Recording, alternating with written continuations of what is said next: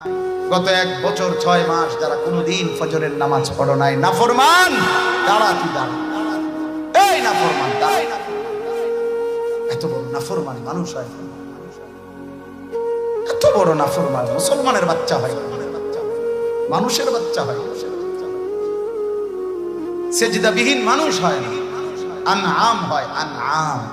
কোরআনে আল্লাহ বলছে সেজদাবিহীন মানুষ নয়, সে আনআম, চতুষ্পদ জন্তু, জানোয়ার, জানোয়ার, জানোয়ার, আনআম। লজ্জা থাকলে সেজদা করবেন। যে নামাজ পড়েন না, কেন পড়বেন না? 5 ওয়াক্ত নামাজ পড়তে হবে, বলেন ইনশাআল্লাহ।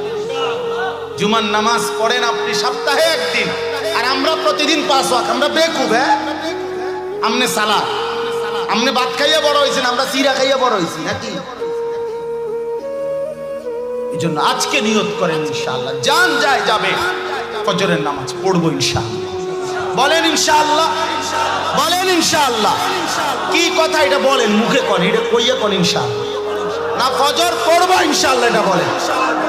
বলেন আমি ফজর পড়বো ইনশাআল্লাহ, আমি মাহাদির পক্ষে লড়বো ইনশাআল্লাহ, আমি দাজ্জালের বিরুদ্ধে লড়বো ইনশাআল্লাহ।